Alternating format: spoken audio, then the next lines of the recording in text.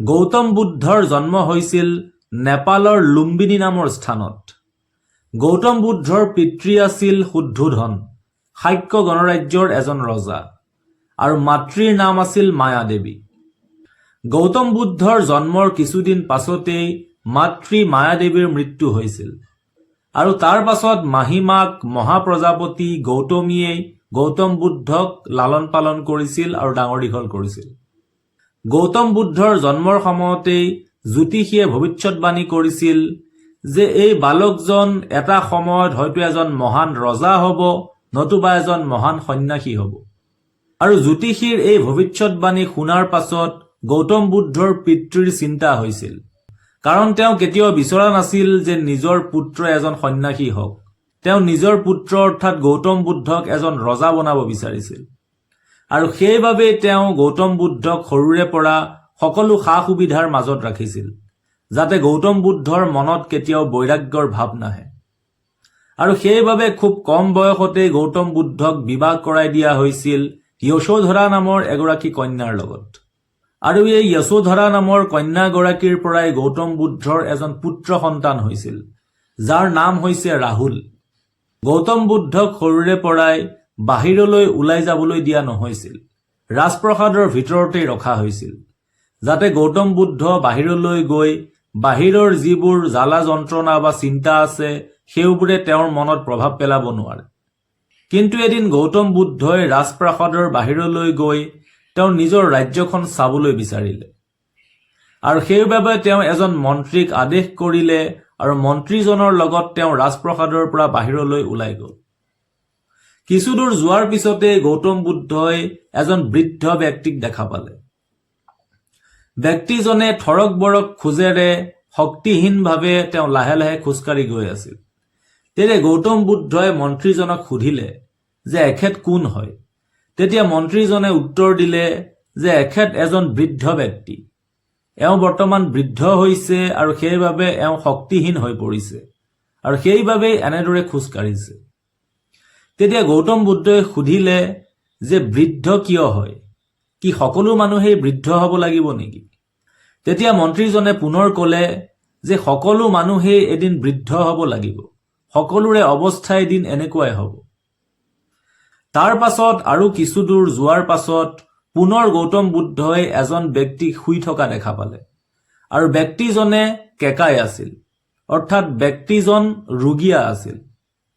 তেতিয়া গৌতম বুদ্ধই পুনৰ মন্ত্ৰীজনক সুধিলে যে এইজন ব্যক্তিৰ কি হৈছে, এই ব্যক্তিজনে কিয় এনেকৈ চিঞৰি আছে?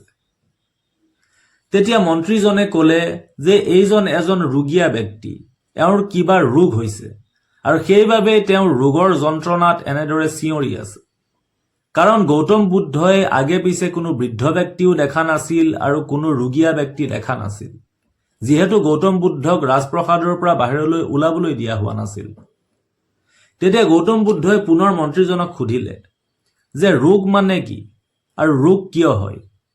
তেতিয়া মন্ত্ৰীজনে উত্তৰ দিলে যে শৰীৰ থাকিলে ৰোগ থাকিবই, গতিকে ৰোগ সকলোৰে হ'ব পাৰে বা সকলোৰে হয়। তাৰ পাছত আৰু কিছুদূৰ গ'ল, আৰু কিছুদূৰ যোৱাৰ পাছত গৌতম বুদ্ধই এটা আচৰিত দৃশ্য দেখা পালে। 4জন মানুহে এজন শুই থকা মানুহক কান্ধত তুলি নি আছে। তেতিয়া আচৰিত হৈ গৌতম বুদ্ধই মন্ত্ৰীজনক সুধিলে যে এওঁলোক কোন হয় আৰু এই মানুহজনক কলৈ নি আছে? তেতিয়া মন্ত্ৰীজনে ক'লে যে শুই থকা মানুহজনৰ মৃত্যু হৈছে, আৰু এই 4জন মানুহে তেওঁক অন্তিম সংস্কাৰৰ বাবে নি আছে। তেতিয়া গৌতম বুদ্ধই পুনৰ মন্ত্ৰীজনক সোধে যে মৃত্যু মানে কি? তেতিয়া মন্ত্ৰীজনে ক'লে যে মৃত্যু এটা চিৰন্তন সত্য, যোন জন্ম হৈছে তাৰ এদিন মৃত্যু হ'বই। তেতিয়া আৰু গৌতম বুদ্ধৰ হয়তো বুজিবলৈ বাকী নাথাকিল। গৌতম বুদ্ধই নিজৰ মনতে বহুত কথা চিন্তা কৰিলে। তেওঁ নিজৰ সুন্দৰ সুঠাম শৰীৰটোলৈ এবাৰ চাই ভাবিলে যে ময়ো এদিন বৃদ্ধ হ'ব লাগিব, ময়ো শক্তিহীন হৈ পৰিম, আৰু মোৰো এদিন বেমাৰ হ'ব পাৰে বা ৰোগ হ'ব পাৰে, আৰু এইদৰে এদিন মই মৰিও যাম। গতিকে এই জীৱনটোৰ কি অৰ্থ আছে? আৰু ইয়াৰে পাছত গৌতম বুদ্ধই কেইবা ৰাতিও শুব নোৱাৰিলে। এই চিন্তাই মনত খেলাই থাকিল যে আচলতে এই জীৱনটোৰ উদ্দেশ্য কি, জীৱনটোৰ অৰ্থ কি? এই চিন্তাই বা এই প্ৰশ্নই তেওঁক বাৰে বাৰে খেদি ফুৰিল। আৰু এদিন গৌতম বুদ্ধই এটা চূড়ান্ত সিদ্ধান্ত লয় যে তেওঁ নিজৰ জীৱনৰ উদ্দেশ্য বা নিজৰ জীৱনৰ অৰ্থক বিচাৰি এৰিব। আৰু সেইবাবে নিজৰ ৰাজপ্ৰসাদ, পত্নী, পুত্ৰ সকলোকে তেওঁ ত্যাগ কৰি মাজনিশা ঘৰৰ পৰা ওলাই যায়। আৰু ইয়াৰ পাছৰ জীৱনটো গৌতম বুদ্ধৰ বাবে সাংঘাতিক ধৰণে কষ্টদায়ক আছিল। গৌতম বুদ্ধই বিভিন্ন গুৰুৰ ওচৰলৈ যায়, বিভিন্ন ধৰণৰ পদ্ধতি, নীতি, নিয়ম, বিভিন্ন ধৰণৰ সাধনাত তেওঁ লিপ্ত হয়। কিন্তু তথাপিতো তেওঁ নিজৰ জীৱনৰ উদ্দেশ্য বা অৰ্থ বিচাৰি নাপালে। ভোকে পিয়াহে তেওঁ কঠোৰতকৈ কঠোৰ সাধনা কৰিবলৈ আৰম্ভ কৰিলে। তথাপিতো তেওঁ সিদ্ধি নাপালে। সুন্দৰ ৰাজকুমাৰৰ চেহেৰাটো একেবাৰে শুকাই ক্ষীণাই হাড় গনিব পৰা হ'ল।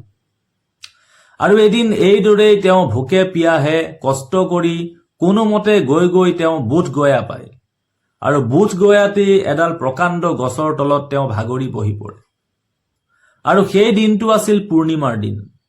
আৰু গছৰ তলতেই বুদ্ধদেৱক ভোকে পিয়াহে এইদৰে বহি থকা দেখি সুজাতা নামৰ এগৰাকী স্ত্ৰীয়ে পায়স বনাই আনি বুদ্ধদেৱক খাবলৈ দিছিল। আৰু বুদ্ধদেৱৰ মনত তেতিয়াহে এটা চিন্তা আহিছিল যে নাখাই নবৈ এইদৰে শৰীৰটোক কষ্ট দি তেওঁ কেতিয়াও জ্ঞান প্ৰাপ্তি কৰিব নোৱাৰে। কাৰণ আধ্যাত্মিক শক্তি বা আধ্যাত্মিক জ্ঞান পাবলৈ হলে শাৰীৰিক শক্তিৰ প্ৰয়োজন। আৰু ইয়াৰ পাছতেই বুদ্ধদেৱে সেই সুজাতা নামৰ স্ত্ৰীগৰাকীয়ে দিয়া পায়সখিনি খাইছিল। আৰু পায়সখিনি খাই তেওঁৰ শৰীৰত অলপমান শক্তি আহিছিল। আৰু তাৰ পাছতেই বুদ্ধদেৱে সেই গছজোপাৰ তলত বহি নিজকে প্ৰতিজ্ঞা কৰিছিল যে যেতিয়ালৈকে তেওঁ আত্মজ্ঞান লাভ নকৰে, যেতিয়ালৈকে তেওঁ সিদ্ধি লাভ নকৰে, তেতিয়ালৈকে তেওঁ বহাৰ পৰা নুঠে। আৰু এইদৰেই তেওঁ চকু জিপি গভীৰ সাধনা কৰিবলৈ ধৰে। আৰু সেইদিনাই অৰ্থাৎ পূৰ্ণিমাৰ দিনা মাজনিশা গৌতম বুদ্ধই সিদ্ধি লাভ কৰে, অৰ্থাৎ আত্মজ্ঞান লাভ কৰে। আৰু যিডাল গছৰ তলত বহি বুদ্ধদেৱে সিদ্ধি পাইছিল বা জ্ঞান লাভ কৰিছিল, সেই গছডালক পাছত বোধিদ্ৰুম নামেৰে জনা যায়। আচলতে বুদ্ধ শব্দৰ অৰ্থ হৈছে জ্ঞান লাভ কৰা বা সিদ্ধি লাভ কৰা, এনলাইটেণ্ড হোৱা। আৰু ইয়াৰ পাছতেই তেওঁ বুদ্ধ উপাধি লাভ কৰিছিল। এয়াই আছিল বুদ্ধদেৱৰ কাহিনী।